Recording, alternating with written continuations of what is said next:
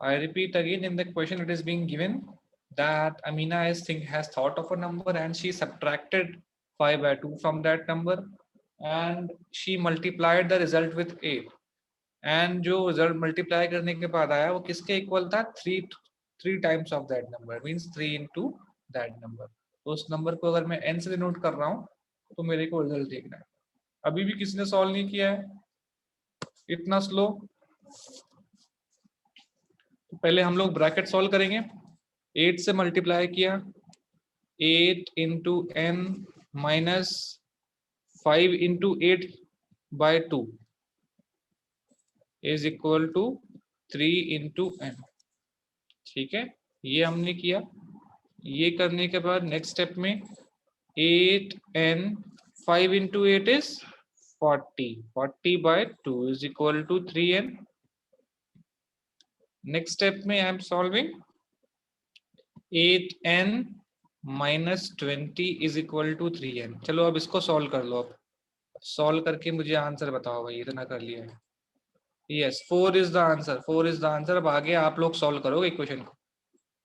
आगे आप लोग सॉल्व करोगे भाई, मैं सॉल्व नहीं करूंगा हर चीज को, क्योंकि इक्वेशन को सॉल्व करना बता दिया है. अब आगे आपको सॉल्व करके वेरिएबल n को ट्रांसपोज करना है और n की वैल्यू निकालनी है. अब मैं नेक्स्ट क्वेश्चन पे जा रहा हूँ. मैंने क्वेश्चन सॉल्व नहीं किया है. पूरा क्वेश्चन कब आएगा होगा पूरा, जब आप n की वैल्यू निकाल लोगे. ठीक है, अब n की वैल्यू 4 आ गई है एक बच्चे की. बस आपको इक्वेशन सॉल्व करनी है. n को लेफ्ट हैंड साइड पे लेके आओ और 20 को राइट हैंड साइड पे लेके आओ. उसके बाद सॉल्व करो और टाइम पर ज्वाइन हुआ करो बेटा. घर पे बैठ के पढ़ रहे हो इसका ये मतलब नहीं कभी भी ज्वाइन हो. कुछ समझ नहीं आएगा ऐसे फिर. क्वेश्चन नंबर 2 समझो. अब इसके बाद इतना स्पेस छोड़ दो, सॉल्व कर लेना बाद में. ठीक है, क्योंकि क्वेश्चंस बहुत ज्यादा है. मैं चाहता हूँ मैक्सिमम क्वेश्चन आपको समझा सकूं. ओके, मेरे ख्याल से सॉल्व हो जाएगी इक्वेशन. इसके बाद इक्वेशन सॉल्व कर लेना इसके बाद. ठीक है, अब आ जाओ क्वेश्चन नंबर 2 समझो. क्वेश्चन नंबर 2 देखते हैं हम लोग बेटा. क्वेश्चन नंबर 2 में क्या दिखा गया है? A positive number is 5 times another number.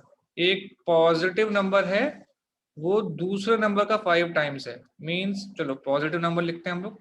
Positive number क्या दिया गया है कि ये दूसरे नंबर का 5 times, 5 into this is another number. If 21 is added to both the numbers, अगर दोनों नंबर्स में मैं 21 को ऐड कर रहा हूं, 21 प्लस 21, ठीक है, then one of the new number becomes twice the other number. तो इनमें से एक नंबर जो है वो दूसरे का डबल हो जाएगा. ठीक है, डबल हो जाएगा. ठीक है, ट्वाइस द अदर नंबर.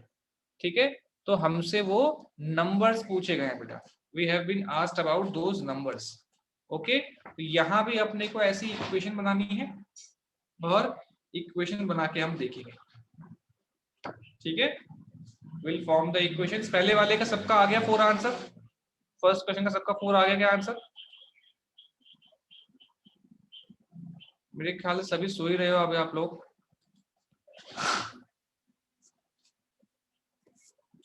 तो अगर मैं positive number is 5 times the other number, ठीक है, तो दूसरे नंबर को मैं x मानता हूं अगर. ठीक है, दूसरे नंबर को अगर मैं x मान रहा हूं, ठीक है, 5x प्लस 21, ये जो है पॉजिटिव नंबर है. ठीक है, 21 plus that positive number is equal to 5x plus 21.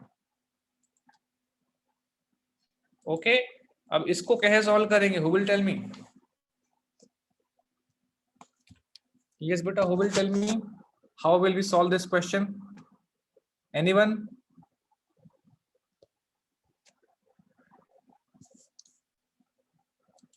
Try for some time. Yes Kartik Wakade. Sir positive number को हम सर x मान लेंगे और सर 5x को ट्रांसपोज करेंगे sir. x plus x x x minus 5x minus solve करो, solve करके मुझे आंसर बताओ, फिर मैं देखता हूँ। ठीक है, everyone try this thing everyone. I am giving you 2 minutes, क्योंकि मैं ही सब बताऊंगा तो आप लोग करोगे नहीं फिर।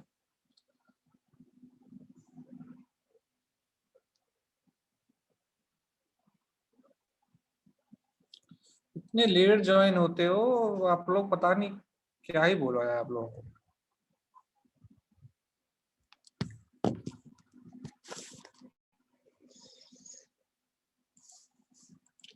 तो देखो क्वेश्चन में क्या दिया गया है, एक बार मैं इसको इरेज करता हूँ। आंसर आया किसी का तो मुझे बताना भाई। मैं थोड़ा ये इसको इरेज इसलिए कर रहा हूँ, ये स्पेस लगेगा तो मैं कम कर रहा हूँ स्पेस। ठीक है, क्वेश्चन समझाने के लिए लिखा था मैंने। ओके, अब मैं देखता हूँ, अगर उनमें से एक नंबर को मैं ले लेता हूँ x, ठीक है, अगर मैं एक नंबर को x ले लेता हूँ, अरे गड़बड़ आ गई क्या, let the number be x, okay. तो दूसरा नंबर क्या दिया गया, 5 टाइम्स दिया गया, अदर नंबर क्या है 5 टाइम्स है, तो क्या हो जाएगा 5x। 5 into x is equal to 5x हो गया बेटा, 5x हो गया। अब इसके बाद क्या लिखा गया है कि 21 पे दोनों को ऐड किया गया है, 21 पे दोनों को ऐड किया गया है। ठीक है, देखो क्या लिखा गया है कि 5x प्लस 21, तो वो दूसरे नंबर का डबल हो जाएगा। दूसरे नंबर का क्या हो जाएगा, डबल हो जाएगा। अगर दोनों साइड 21 में ऐड करता हूं तो वो दूसरे नंबर का डबल हो जाएगा, ये इसका मतलब है। ठीक है, this is the meaning, this is the meaning. अब इसको सॉल्व कर लो। अगर दोनों में 21 ऐड किया तो ये जो नंबर है पहले वाला दूसरे वाले का डबल हो जा रहा है। पहले 5 टाइम्स था, अब 2 टाइम्स हो गया। पहले 5 टाइम्स था, अब 2 टाइम्स हो गया है। अब आपके सामने एक क्वेश्चन बन गई है बेटा एक, अब इसको सॉल्व करो। ये हैव गॉट वन इक्वेशन। तो आपको दो नंबर्स निकालने हैं बेटा, x निकलेगा फिर दूसरा नंबर भी निकालोगे आप। रिस्पॉन्स नहीं आ रहा है मुझे आप लोगों का, पढ़ नहीं रहे हो, इट मींस यू ऑल। इतना स्लो रिस्पॉन्स कैसे आएगा भाई।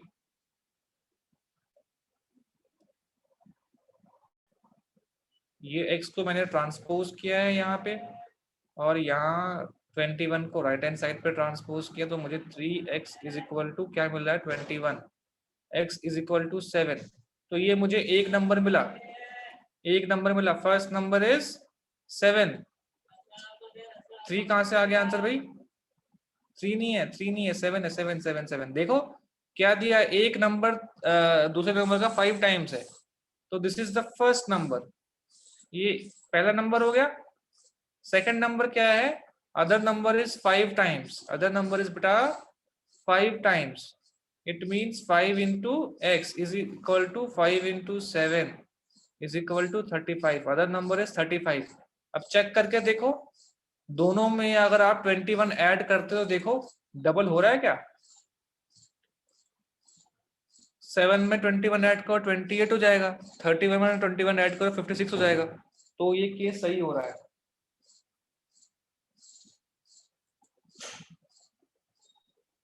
बेटा एक क्वेश्चन को सॉल्व किया करो, वरना ना कुछ भी समझ नहीं आएगा आप लोगों को।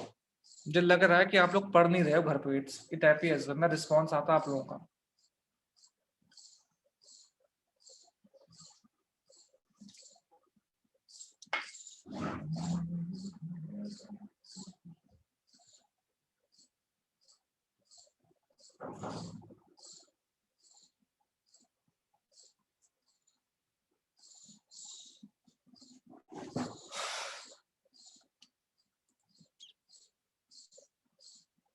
चलो I am moving on to the next slide then.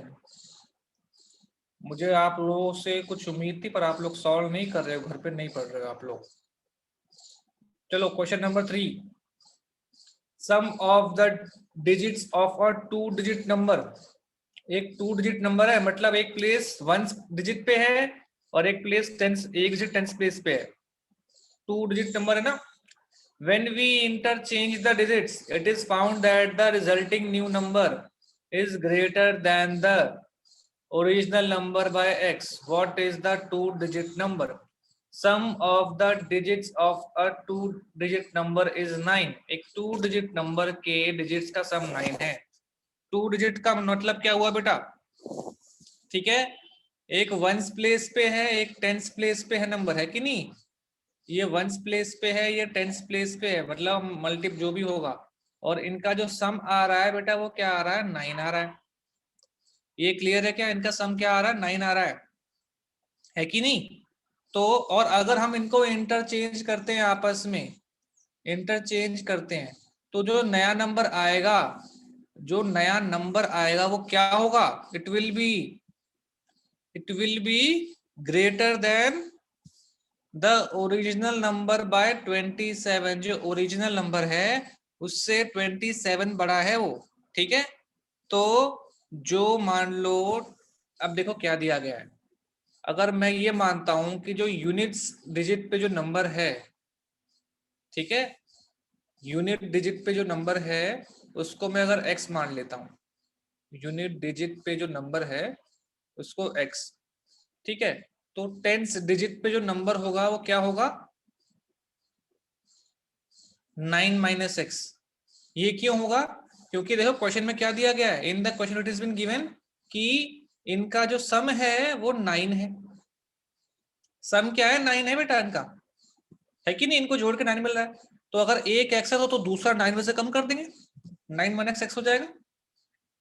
हो सकता है, ठीक है। अब देखो बेटा, इसके बाद हम क्या करेंगे, ओरिजिनल नंबर क्या होगा? ओरिजिनल नंबर, जो पुराना नंबर था वो क्या हो जाएगा? The original number. सर पुराना ओरिजिनल नंबर मतलब 9 क्या? नहीं नहीं नहीं, आप देखो, ये कह रहा हूं एक 2 डिजिट नंबर, फॉर एग्जांपल 12 है कि नहीं? तो ये वंस डिजिट पे 2 है, टेंस डिजिट पे 1 है कि नहीं? इसकी वैल्यू क्या है? 10 होगी, लेकिन 10 से मल्टीप्लाई करेंगे, टेंस प्लेस पे है ये। क्वेश्चन में क्या दिया गया है कि जैसे 112 है, इनका सम क्या आ रहा है? 1 + 2 = 3 आ रहा है, ठीक है। वैसे ही बताया गया है कि एक 2 डिजिट नंबर है जिसके डिजिट्स का सम आ रहा है 9। हमको बताया नहीं गया कि यहाँ पे कौन सा नंबर है, यहाँ पे कौन सा नंबर है, हमको नहीं मालूम है, ठीक है। बस हमको इतना मालूम है कि इन दोनों का जो सम आ रहा है वो 9 आ रहा है, ठीक है। तो हमने एक को अगर x मान लिया तो दूसरा 9 में से x हो जाएगा, 9 माइनस x हो जाएगा क्या? तो ओरिजिनल नंबर क्या होगा? x यूनिट्स प्लेस पे plus 10 into 9 minus x. For example 15 है, 15 को मैं 10 + 5 लिख सकता हूँ ना, 10 + 5 लिख सकता हूँ ना। तो मतलब क्या है कि ये 10 से मल्टीप्लाई कर रहा हूँ ना मैं, यहाँ पर जो भी नंबर आएगा 10 से मल्टीप्लाई करूंगा 10 प्लेस पे, वही मैंने ये कर रखा है, ठीक है बेटा।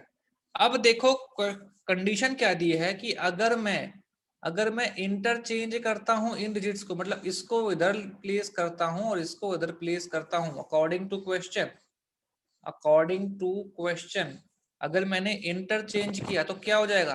ये 10 से मल्टीप्लाई हो जाएगा, 10 प्लेस पे अब की बार x आ गया, 10x + 9 माइनस एक्स। ये अगर मैंने किया तो मुझे क्या मिल रहा है? इंटरचेंज करने पे 27 ज्यादा है डिफरेंस पहले वाले नंबर से, इससे जो है 27 बड़ा ना ज्यादा है, 27 ज्यादा नंबर आ रहा है अगर मैं इंटरचेंज कर रहा हूँ इस नंबर से, पुराने नंबर से 27 ज्यादा है। तो मैं ऐसा लिख सकता हूँ x + 10 × 9 माइनस एक्स + 27।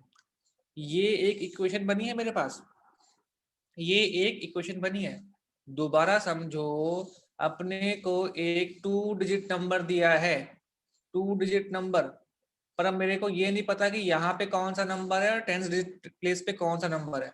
मेरे को बस ये बता दिया गया है कि इन दोनों डिजिट्स का सम 9 आ रहा है। अगर मैं एक को x मानता हूं तो दूसरा वाला क्या हो जाएगा? 9 माइनस x नहीं हो जाएगा, है कि नहीं? लेकिन क्योंकि ये 10 प्लेस पे है तो मुझे 10 से मल्टीप्लाई भी तो करना पड़ेगा इसकी वैल्यू निकालने के लिए, है कि नहीं? मान लो यहाँ पे 1 था तो 1 थोड़ी है, वो तो 10 हो जाएगा ना उसकी वैल्यू। यहाँ पे जैसे 10, यहाँ पे 1 देख 1 है, लेकिन इसकी प्लेस वैल्यू क्या है?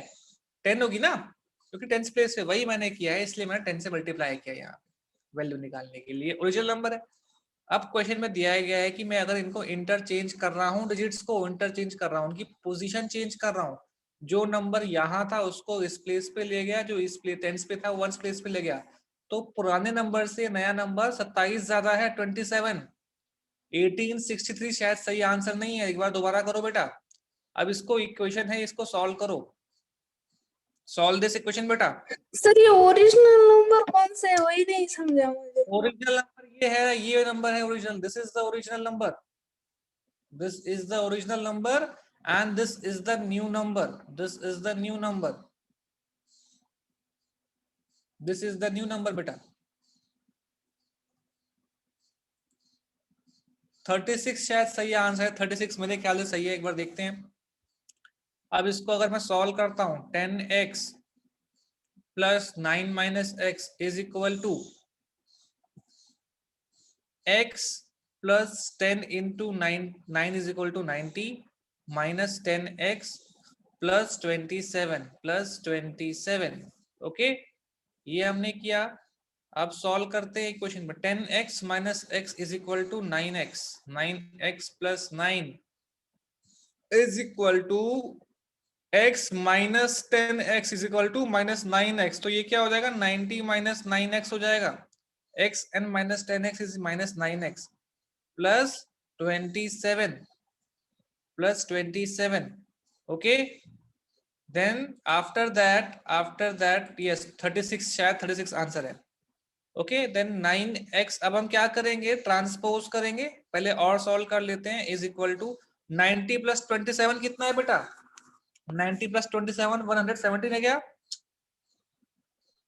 117 है शायद, ठीक है। माइनस 9x तो ऐसे ही रहते हैं, इन दोनों को ऐड करते हैं प्लस 117। अब इस माइनस 9x को हम क्या करेंगे, ट्रांसपोज करेंगे राइट हैंड साइड से लेफ्ट हैंड साइड पे, ये जो है लेफ्ट हैंड साइड पे लेके आएंगे तो ये प्लस में हो जाएगा, ठीक है। और लेफ्ट हैंड साइड पे जो 9 था राइट हैंड साइड पे लेके जाएंगे उसको, तो क्या हो जाएगा, माइनस हो जाएगा। सॉल्व करने पे क्या आ रहा है, 9x and 9x is 18x and this is equal to 108। अब x को सॉल्व कर लो, x is equal to 108 divided by 18, तो डिवाइड करने के बाद क्या आ रहा है, 6 आ रहा है, x की वैल्यू 6 आ रही है, मतलब x क्या, ये x क्या था, ये यूनिट डिजिट था, ये 6 आ गया, ठीक है। 10th डिजिट क्या हो जाएगा, 9 minus x, 9 minus 6 is equal to 33, तो नंबर क्या हो गया 36, नंबर विल बी 36। यहाँ पे लैंग्वेज को सही से पढ़ना है वरना कुछ भी क्लियर नहीं होगा, एक भी अगर आपने क्वेश्चन को ध्यान से नहीं पढ़ा पूरा कॉन्सेप्ट आपका रॉन्ग हो जाएगा।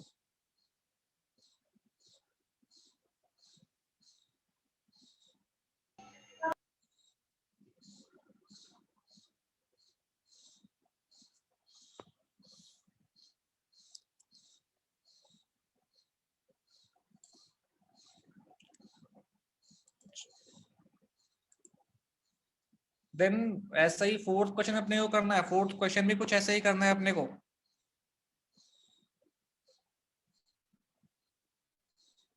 ऐसा ही कुछ इसी तरह से क्वेश्चन है, ठीक है, ये आप लोग कर लेना, इसी तरह से कुछ क्वेश्चन है कि मैं फिर आगे क्वेश्चन बढ़ता हूँ, फिर कुछ इसी तरह से आपका क्वेश्चन नंबर 4 है okay. Then I am moving on to question number 5। ये सबने लिख लिया क्या, ध्यान देना है 2 डिजिट नंबर तो 10 जो आपका 10th प्लेस पे होगा आप उसको मल्टीप्लाई करोगे 10 से। Question number 5, Shobo's mother's present age is 6 times Shobo's present age। मतलब शोबो की जो मदर है वो शोबो की एज का 6 टाइम्स है, शोबो की जो एज है, ठीक है। शोबोज as 5 years from now will be 1/3 of her mother's age, ठीक है। आज से 5 साल पहले, 5 साल पहले मतलब मदर की एज में से हम 5 साल कम करेंगे, ठीक है। और शोबो की एज में से भी हम लोग 5 साल कम करेंगे भाई, 5 साल कम करेंगे हम, है कि नहीं, तो 1/3 आ जाएगा, 1/3 आ जाएगा वैसे ही। तो हम लोग क्या करते हैं, सबसे पहले अपने को दोनों की एज पता नहीं है, दोनों की एज अपने को पता नहीं है, व्हाट विल वी डू, हम इनमें से किसी एज को, अगर शोबो की एज को मैं x मान लेता हूँ, x या शोबो की age is equal to m, Shobo's age is equal to m, मुझे पता नहीं है। अब अकॉर्डिंग टू क्वेश्चन क्या दिया गया है, शोभो की मदर की एज कितनी है, शोभो की एज का 5 टाइम्स है, mother's age is 5 times of Shobo's age. It means 5 into m. This gives you 5m. Okay. I hope ये तो क्लियर होगा। अच्छा सॉरी 6 टाइम्स दिया, 6 टाइम्स दिया, 6m होगा, 6m होगा, ठीक है, 6m होगा। Okay, then after 5 years, after 5 years, 5 साल बाद, आफ्टर 5 years, ठीक है, 5 साल बाद दोनों की एज हो जाएगी, 5 years फ्रॉम नाउ मीन्स 5 साल बाद। तो शोभो की एज कितनी हो जाएगी, शोभो की एज अभी थी m, तो 5 साल बाद हो जाएगी 5m + 5, m में 5 जोड़ देंगे, ठीक है, m + 5 years। ओके, अब क्वेश्चन में दिया है अगर 5 साल बाद शोभो की एज है m + 5 years, ठीक है, तो वो अपनी मदर की एज का, अपनी मदर की एज का क्या हो जाएगा, 1/3 हो जाएगा, 1/3।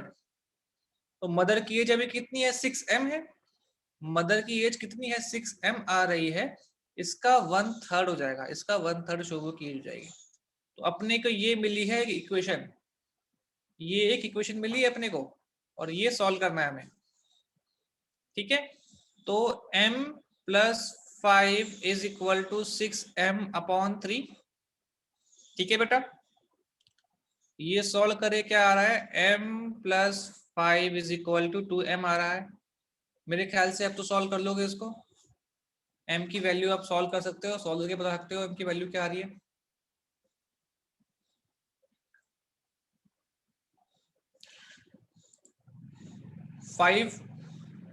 फाइव आंसर है क्या, yes 5 is the answer, 5 is the answer, 5 answer है, ठीक है। m - 2m = -5, तो आपको क्या मिल रहा है, -m = -5, ये हटा दोगे, कैंसिल कर दोगे, तो आपको मिल जाएगा m = 5।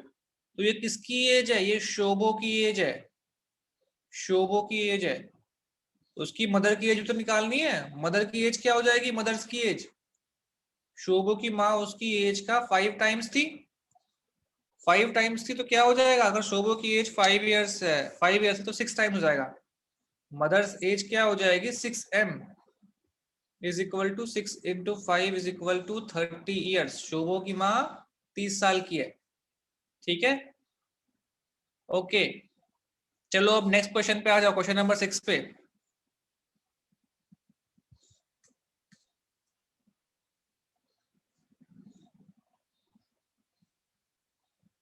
There is a narrow rectangular plot, एक रेक्टेंगुलर प्लॉट है बेटा, reserve for a school in Mahuli village. ये इन्फॉर्मेशन काम की नहीं, हमारे लिए काम की इन्फॉर्मेशन क्या है, एक नैरो रेक्टेंगुलर प्लॉट है, और उसका जो लेंथ और ब्रेड्थ का जो रेशियो है वो 11:4 है, 11:4 है लेंथ और ब्रेड्थ का रेशियो, 11:4, मतलब अगर ये x होगा तो ये भी 11x × 4x, ऐसा कुछ ऐसा कर सकते हैं हम, ठीक है। एट द रेट ऑफ ₹100 पर मीटर, ठीक है, इस प्लॉट की बाउंड्री करनी है, फेंसिंग करनी है रेक्टेंगुलर प्लॉट की, और 1 मीटर की फेंसिंग का कॉस्ट है 100 रुपए, 100 रुपीज, ठीक है। तो और ये बताया गया है कि इसकी पूरी फेंसिंग करने का जो कॉस्ट आएगा इस पूरे प्लॉट का, वो 75,000 रुपीज आ रहा है, ठीक है, 75,000 रुपीज आ रहा है अपने को, ठीक है। लेकिन अपने को ये नहीं पता कि लेंथ और ब्रेड्थ क्या है, बस रेशियो दिया गया है। अब आप बताओ फेंसिंग कॉस्ट क्या है, 1 मीटर की कॉस्ट आ रही है 100 रुपीज, ठीक है। इन्होंने कहा है कि 75,000 रुपीज कॉस्ट आई है इस पूरे प्लॉट की, मतलब इसका जो पेरीमीटर है, इसका पेरीमीटर है उसको 100 से मल्टीप्लाई कर दिया, 75,000 कॉस्ट आई है, ठीक है। तो क्या मैं इसका पेरीमीटर निकाल सकता हूं, इस इंफॉर्मेशन से क्या मैं इसका पेरीमीटर निकाल सकता हूं, फेंसिंग कैसे निकालेंगे, पेरीमीटर से तो मल्टीप्लाई करेंगे, इसकी जो टोटल लेंथ आ रही है वही पेरीमीटर होगा, तो टोटल लेंथ से, तो इसका पेरीमीटर क्या आ जाएगा, perimeter is equal to 75,000 rupees upon 100 rupees. Okay, तो ये अगर हम करते हैं तो हमको इसका पेरीमीटर मिलता है 750 मीटर। 750 मीटर अपने को पेरीमीटर मिल रहा है, ठीक है। लेकिन अपने को ना लेंथ मालूम है ना ब्रेड्थ मालूम है, ठीक है। तो मैं अगर रेशियो ले रहा हूं x का, ठीक है, अपने को पता है पेरीमीटर क्या होता है, 2 into length plus breadth is equal to perimeter 750 metre. और लेंथ और ब्रेड्थ का रेशियो क्या दिया है 11:4। तो ये x का अगर से मल्टीप्लाई करता हूं तो I will get 11x plus 4x is equal to 750 metre. So 2 into sir 15x मैंने वैसे नहीं किया। Is equal to 750 metre. अभी देखेंगे आंसर से मालूम पड़ जाएगा ना। 30x is equal to 750 metre. अपने आंसर को वेरीफाई कर लो ना, पेरीमीटर से उसकी मल्टीप्लाई करके पेरीमीटर निकालो। 750 आ रहा है पेरीमीटर तुम्हारा? नहीं किया मैंने, 750 आया जब 100 से डिवाइड किया तो फिर मैंने, हाँ 11 प्लस 4 जो रेशियो आया है ना उससे मैंने 750 को डिवाइड कर दिया। 25 क्या? आ रही है x की वैल्यू 25 आ रही है, तो लेंथ क्या हो जाएगी 11 into x is equal to 11 into 25। और ब्रेड्थ क्या आ जाएगी 4 into x is equal to 4 into 25। ठीक है, ये करो देखो क्या आ रहा है। 11 25 275 आएगा, 275 आएगा 11 इंटू 25 275। और ब्रेड्थ आएगी 100, breadth will be 100, this will be 275 meter and this will be 100 meter। तुम्हारा लेंथ और ब्रेड्थ डबल आ रहा है बेटा। जो लेंथ और ब्रेड्थ तुम्हारी आ रही है उस हिसाब से पेरीमीटर 1500 हो जाएगा।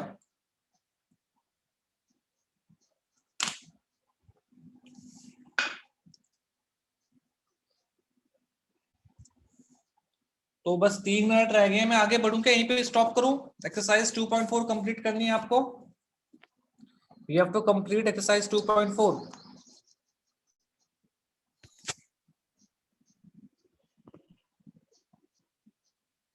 शैल आई मूव अहेड? 3 मिनट रह गए हैं, इनफैक्ट 2 मिनट 50 सेकंड रह गए हैं।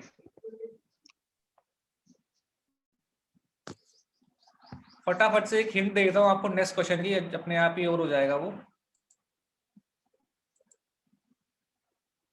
ओके, तो Hasan buys 2 kinds of cloth materials. Hasan ने 2 टाइप ऑफ क्लॉथ मटेरियल खरीदे हैं, ठीक है, क्लॉथ मटेरियल्स, ठीक है। एंड शर्ट मटेरियल का कॉस्ट क्या है 50 रुपए। शर्ट का जो कॉस्ट है वो है 50 रुपीज पर मीटर। और जो ट्राउजर है उसका कॉस्ट कितना आ रहा है 90 रुपीज पर मीटर। हर 3 मीटर शर्ट के लिए वो 2 मीटर ट्राउजर मटेरियल खरीद रहा है। हर 3 मीटर मतलब रेशियो क्या आ रहा है 3:2 रेशियो आ रहा है। Ratio is 3:2। शर्ट और ट्राउजर का जो रेशियो है 3:2 का है। इसका मतलब शर्ट एंड ट्राउजर, क्योंकि यहाँ दिया गया है हर 3 मीटर शर्ट के लिए वो 2 मीटर ट्राउजर ले रहा है, ट्राउजर का मटेरियल। अब उसने इस मटेरियल्स को 12% और 10% के प्रॉफिट पे बेचा है। क्लास को रिज्वाइन कर लेना, क्लास एंड होते रिज्वाइन, क्लास एंड हो जाएगी। मैं क्लास को एंड कर रहा हूँ, फिर रिज्वाइन करो एक बार, भी क्वेश्चन समझाऊंगा मैं, रिज्वाइन करना।